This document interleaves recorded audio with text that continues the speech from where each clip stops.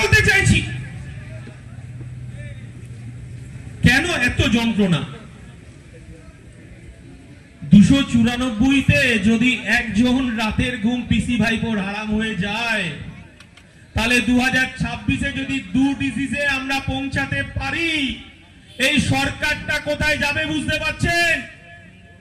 আমি এর আগেও বলেছি, পাপ বাপকে ছাড়ে না।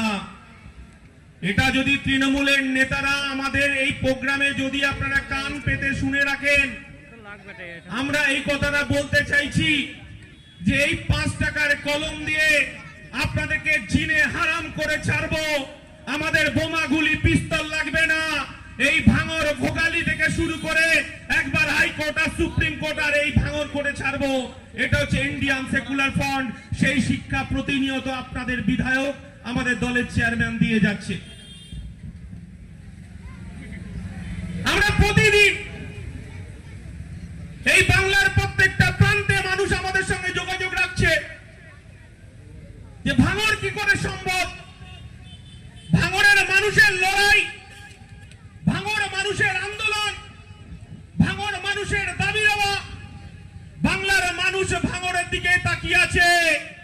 2021-এ তো 26, এবার 2021-এ 26, এই 2021-এ 26 আর 2026-এ কোথায় গিয়ে দাঁড়াবে আমার এই এখানকার এমপি, আমার কন্ডম দিদিমণিও বুঝতে পারবেন ঠেলাখানা। আপনার সায়নী ঘোষ এখানে বড় বড় কথা বলে যায়। একবার 301 জন একটা বুথে গিয়ে রক্তদান শিবির করে দেখান, পারবেন না। আপনি বড় বড় কথা বলে এই ওই করে চলে যাচ্ছেন, আর পিছন থেকে বোমাগুলি পিস্তলের রাজনীতিতে ইন্ধন দিচ্ছেন।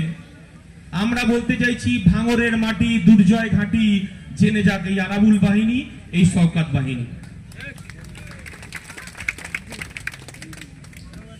প্রতিদিন রক্ত ঝরাচ্ছে, প্রতিদিন গরম গরম কথা, প্রতিদিন রক্তের কথা, প্রতিদিন খুন খারাপির কথা।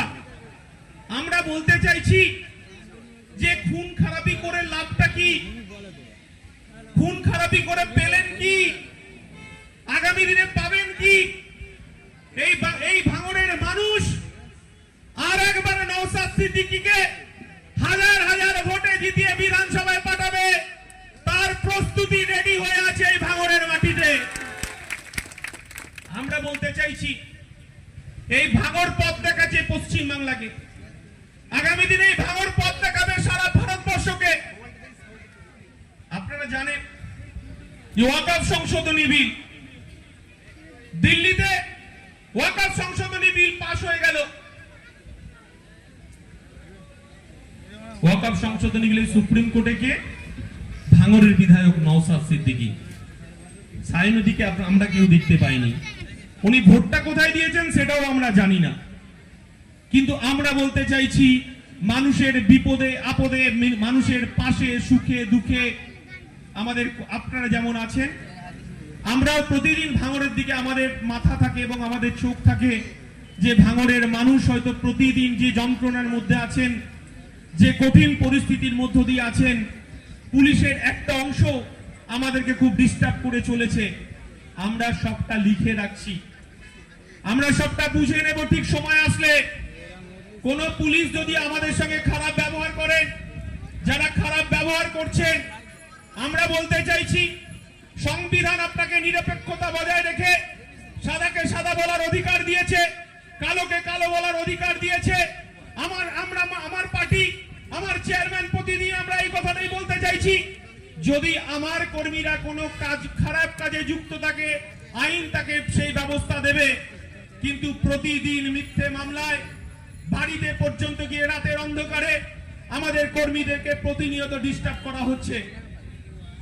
যদি কোনো পুলিশ কর্মী ভেবে থাকেন তার টিআরপি বাড়ানোর জন্য তৃণমূলের নেতাদের কাছে, আপনি টিআরপি বাড়ান, কিন্তু আপনার পাপের বোঝা এই 5 টাকার কলম দিয়ে হাইকোর্ট সুপ্রিম কোর্টে কিভাবে আপনাদের বিরুদ্ধে লড়াই করতে হয় সেই শিক্ষা আমাদের চেয়ারম্যান দিয়েছে, সেই শিক্ষা ভাঙড়ের বিধায়ক আমাদেরকে দিয়েছে।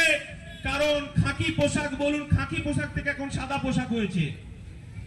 সাদা পোশাক থেকে আরো জঙ্গলি পোশাক আসুক, তাতে কোনো আপত্তি নেই আমাদের। জঙ্গলি পোশাক মানে আবার সেন্ট্রাল ফোর্স আসুক, পাড়ায় পাড়ায় থানা হোক, আমাদের কোনো আপত্তি নেই। কিন্তু ভাঙড়ের মানুষ একটু শান্তিতে থাকতে চাইছে। আমরা বলছি না, তৃণমূল কংগ্রেস বলছে। এই ভাঙড়ের শান্ত ভাঙড়কে অশান্ত করছে কে?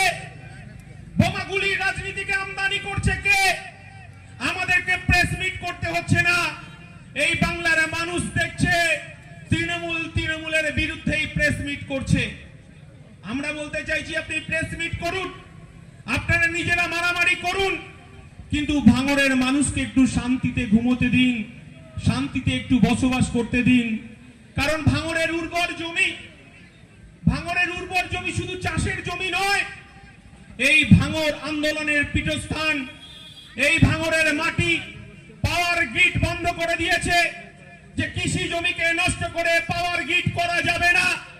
এই ভাঙড়ে যে এখনো চক্রান্ত চলছে, চাষের জমিকে উচ্ছেদ করে দিয়ে এখানে এয়ারপোর্ট করার পরিকল্পনা গ্রহণ করেছে। এই ভাঙড়ের মানুষকে বলবো যে এই কৃষি আন্দোলনের পীঠস্থান, এই ভাঙড়ের আন্দোলনের খাদ্য আন্দোলনের পীঠস্থান। এই আন্দোলন দেখেছে, বারবার ভাঙড়ের ওপর আক্রমণ এসেছে, কিন্তু ভাঙড় তার প্রতিবাদ করেছে, ভাঙড় প্রতিরোধ করেছে, ভাঙড় পথ দেখিয়েছে। আমরা বলতে চাইছি যে আমরা আমাদের গর্বের বিষয়, আপনারা আমাদের চেয়ারম্যান, এই এলাকার বিধায়ক, এই এলাকার মানুষের জন্য প্রতিদিন লড়াই, প্রতিদিন আন্দোলন, খেটে খাওয়া শ্রমজীবী মানুষের আন্দোলন। সেই আন্দোলন নিয়ে প্রতিদিন তিনি বিধানসভার বাইরে, বিধানসভার মধ্যে তিনি শাসক দলের চোখে চোখ রেখে তিনি কাজ করে চলেছেন। এবং ভাঙড়ের অপর নাম নওশাদ সিদ্দিকী, বাংলার গণতন্ত্রের আরেক নাম নওশাদ সিদ্দিকী, প্রতিবাদের আরেক নাম, আন্দোলনের আরেক মুখ নওশাদ সিদ্দিকী। এই বাংলার খেটে খাওয়া শ্রমজীবী আদিবাসী দলিত মানুষের অপর নাম নওশাদ সিদ্দিকী, গণতন্ত্র প্রতিষ্ঠা করার নাম নওশাদ সিদ্দিকী, শান্তি প্রতিষ্ঠা করার নাম নওশাদ সিদ্দিকী। এই বাংলার আদিবাসী, এই বাংলার পিছিয়ে পড়া, এই বাংলার শ্রমজীবী, এই বাংলার বেকার যুবকের প্রতিবাদের আরেক নাম নওশাদ সিদ্দিকী। ভাঙড় সেই উপহার বাংলার মানুষকে দিয়েছে। বাংলার মানুষ আপনার কি আছে নওশাদ সিদ্দিকীর দিকে? কারণ পিছিয়ে পড়া মানুষের, আদিবাসী দলিত মানুষের, মতুয়া সম্প্রদায়ের মানুষের, বেকার যুবকের কণ্ঠস্বর নওশাদ সিদ্দিকী। আপনারা জানেন নওশাদ সিদ্দিকী মঞ্চে এসে আসছে।